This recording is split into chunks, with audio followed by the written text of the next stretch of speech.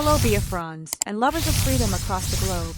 Welcome to Biafra Battle Cry TV, your uncompromising voice for truth, justice, and liberation. This marks a pivotal moment in the global stance against both the Nigeria Christian genocide and terror in West Africa. Let me get into terror financing, and then I'll come to the OSW you talked about. Yeah. For you, successive administrations have paid lip service to unmasking prominent Nigerians allegedly financing terror and oil theft. Why do you hold this view? Allegedly so. And do you know, one would ask whether you know them. If true, what do you think is responsible for the past administration's attitude, regarding this so-called financiers of terror? Okay, thank you very much again for this brilliant question. Now, let me, relate to my experience, right, as the commander of the Operation Service Wide, which was an intelligence-driven outfit. Now, like I said, we picked the main leaders and other facilitators, financiers, sponsors, and then we commenced investigation. By picked, you mean you arrested? Arrested, captured, arrest. Now we picked them. That is, it was a collaborative effort.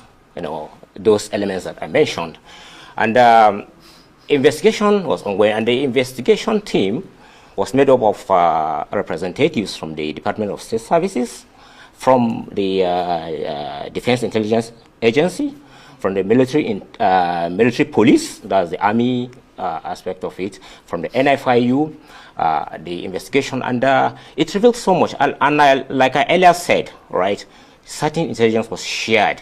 We were collaborating with about 33 countries in Europe, Western Europe, Asia, and other distant were collaborating with us and distant. Now, in the course of the investigation, we stumbled upon names of individuals, prominent individuals, and some of them are still prominent, and including the owner of an airline who was ferrying weapons allegedly for Boko Haram and other reasons. So those information, we took our concern, made our concern known, the investigation in terms of interim listening to the powers that be at the time. And some of those people were linked to even cabinet ministers. Some of the people were even arrested. Some of the people who were investigating were linked to them. We are linked to senior military retired now of generals and the rest, just linked to many prominent distant.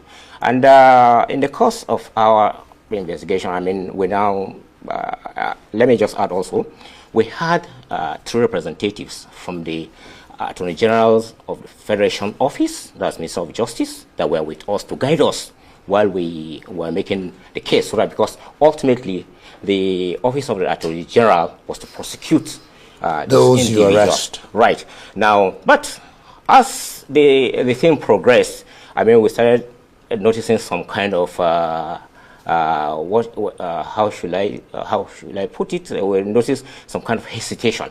Things started coming up like, okay, some of these people, they made it to be difficult to pin terrorism financing on them, perhaps money laundering. Look, then you started getting some calls that some people, prominently that you should release, so person is not this and that, something. As the commander, I made my concern known to the president, late President Muhammad Buhari. I made it, I said, so this, and I recall on one occasion, he stood up, very angry. He said, General, I appointed you as the commander of Operation Service Wide. You report to me and to me alone. That was his exact words to me. General Muhammad Buhari, a great man. of course, he had his shortcomings. I was very angry when the whole thing happened, and I mean, he didn't even raise a finger to this thing. But I later came to realize, you know, that perhaps he was misled. You say Tahiru devised a strategy, the late Chief of Army Staff, yes, to end terrorism in the north. Fill us in on this strategy. Is it being implemented now? I don't know whether that strategy is implemented. Before delving into that, let me just say that the military and other security agencies are doing fantastic work. They're doing their best. They have challenges. Perhaps I'll come to that later. I mean, they listen, but they are doing their best, and they have a lot of challenges. Now, the strategy is nothing fantastic to say. I mean, it was just sincerity.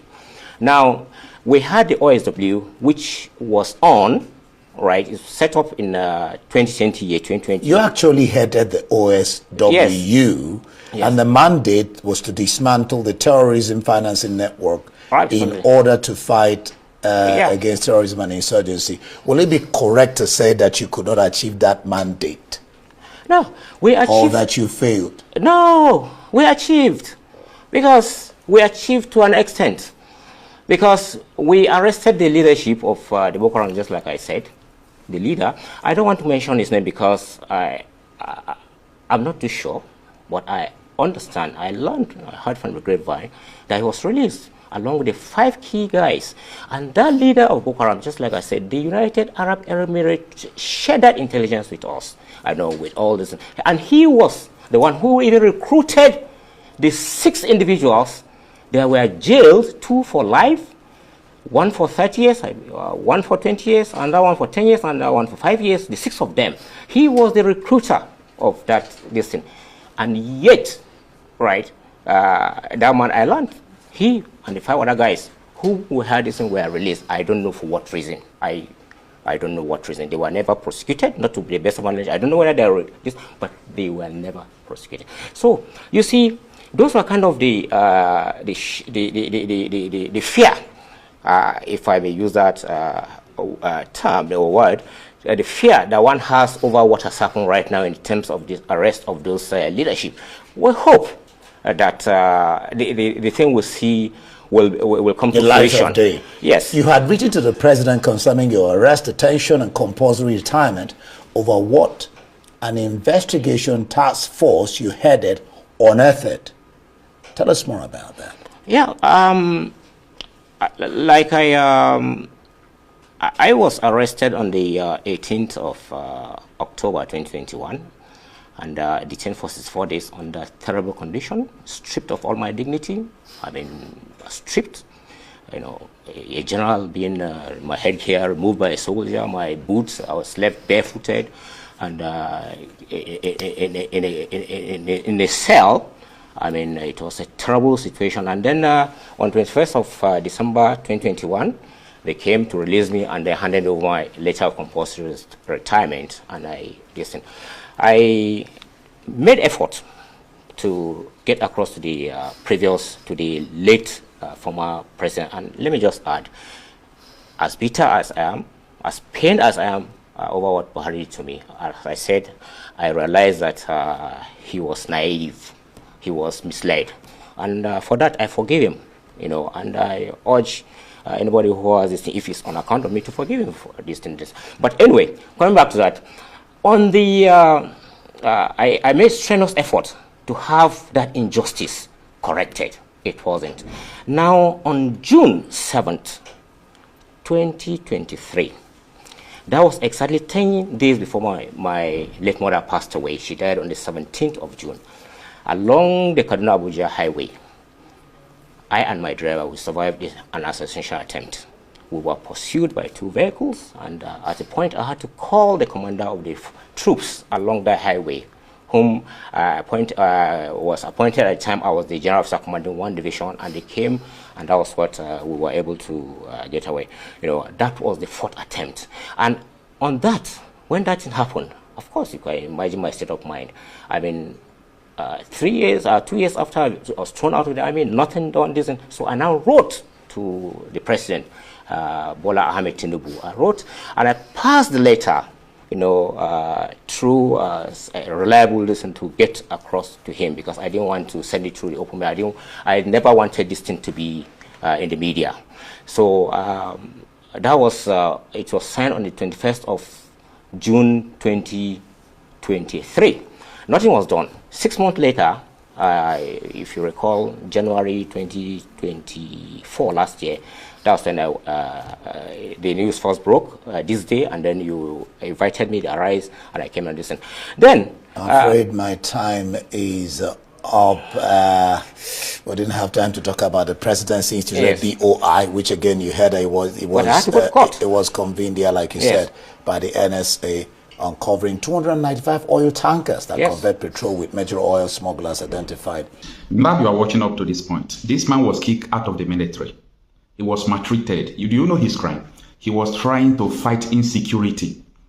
He was trying to release the name of terror financiers. That was the reason why a whole major general was kicked out. He was, brutalized.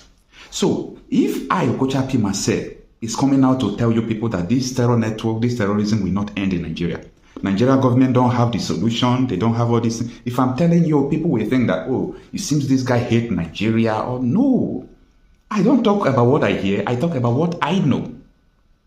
Do you understand? I talk about what I know. Now, the situation here is very dangerous. So I made a statement. I said, if Tinubu released the name of terror financiers, like people who are financing this terror, 2027 election will be empty, because almost everybody who will also campaign for 2027 are terror financiers. Do you get me? The people you are still going to campaign, the people you are still going to vote for, they are still financing terror. So how do you want it to end, if not for international intervention? I see a lot of people, anytime they talk, they say, oh, now foreigners, they sponsor terrorism in Nigeria. I laugh. How can someone come into your house and started robbing you on a daily basis systematically without the consent of somebody who owns the house and has the key? So you people should understand the terrain and the dangerous time Nigeria is right now. Now, the question is, how can it be? How can these people sponsor terror against their people? They are not sponsoring it against their people, but they are sponsoring it for a purpose. The purpose is to implement Sharia in Nigeria. I don't know how many times I'm going to tell you this. Now, on my next video, probably, maybe, I'm going to tell you the investigation of Sahara reporters. Sahara reporters released 21 names, okay? And don't joke with these names. The names of terror financiers again. Guess what? The 21 names, 20 were all these Islamic extremists from northern Nigeria. It's only one name from Rwanda. Only one, another terrorist from Rwanda. Others are from northern Nigeria, all these extremists. Why are they doing all these things? They are doing all these things because they want Nigeria to follow that Sharia. When are you going to wake up? When are you going to wake up? Now, do you understand in 2021, when Nnamdi Kanu was growing stronger? See, pay attention to what I'm saying. I'm talking really that official. In that 2021, they kidnapped Nnamdi Kanu, right? When Nnamdi Kanu came back to Nigeria, they used Hausa language to address Nigeria, that Nnamdi Kanu was back. And the person who addressed Nigeria now has been linked to terror. That 2021, he was linked to terror, and they kicked out the general and linked him to terror sponsors. Do you see Nnamdi Kanu as someone who is opposing this terrorism, or do you see him as someone who caused it? It's only time will vindicate the just. You see, this Nigeria, you people don't know what is coming at all. Every now and then, the retired generals, they are coming to tell you people what is going on, but a lot of people don't want to understand. I rest my case. See you on my next video. Please kindly share this video. Let people see this video. Let people see what is going on. Except, I don't know, I was thrown out of the army 2021. So I don't know. When you say you were thrown out, what do you mean? I was compulsory retired. Right. There was an operation which I led, the operation service-wide, the counter-terrorism, to arrest those terrorism financiers, if you recall. Right. It was all over celebrated by even the former president, the former Attorney General and Minister of Defense. When they came out and said we arrested, we picked the terrorism financiers, sponsors, all that. I was the commander of that, and I reported straight to the district. And they were in detention, and that was when we even picked, as a matter of fact, the leader of Boko Haram. The leader of Boko Haram was not Shekau. Shekau, was died. a spokesman, more or less, at the time. Yes. the poster boy, so to speak. But the real leader, we captured him. And incidentally, or ironically, he's not even a Nigerian, but he claimed he's been in Nigeria for some time, but he's not a Nigerian. So anyway, we arrested those guys, and they were in detention. We were collaborating with so many countries, about 33 countries, a key Western country, the United Arab Emirates, and we got a lot of intelligence from them. We picked those people. Some were picked from the battlefield, from the front line. Some were even outside the country. We picked them, and they were in detention. And then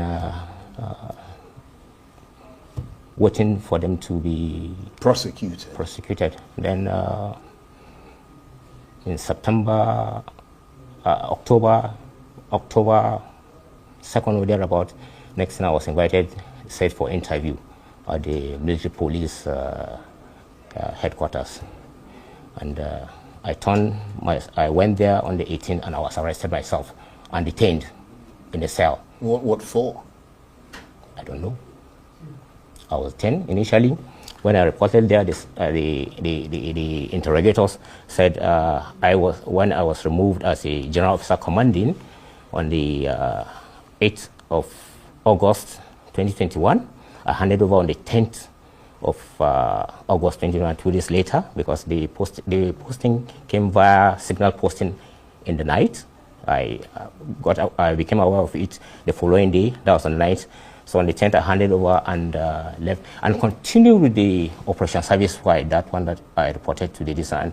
The Operation Service Wide was a multi-agency and military, organizations that were distant. And, the DSS was there, the NFI was there, the NIA was there, the DIA was there, and other distant. And I was the head of that organization. And I reported straight to the president.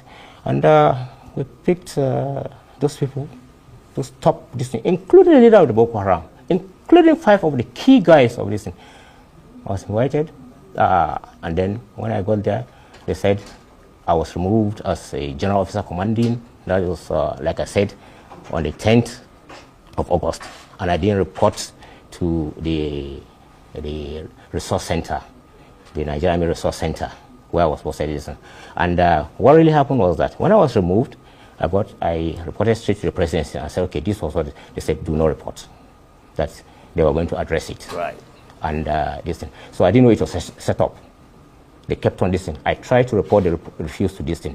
The former president is there. There are people there in the presidency. Well, I have to say, that part of it sounds very complicated. Yes. Because we don't really know the background and everything to it. He is facing an existential threat in Nigeria.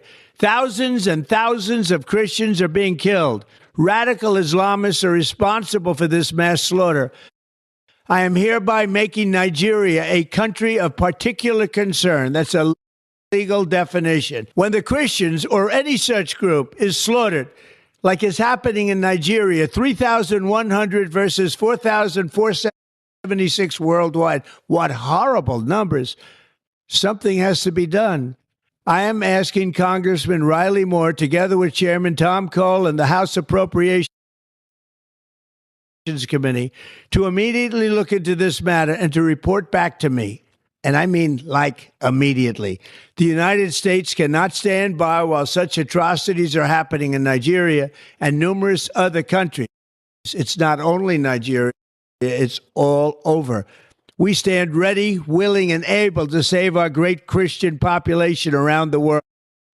This is not going to happen. The killing of Christians is not going to. I want to tell you that the agreement between the British and the Fulani has collapsed. And the only person that collapsed it is Trump. I want the world to understand this. You've just heard a message that echoes the cries of the oppressed and the resolve of the free. At Biafra Battle Cry TV, we stand firm in amplifying voices that challenge tyranny and defend humanity. Stay vigilant, stay united, and never stop speaking truth to power. Until next time, keep the fire of freedom burning.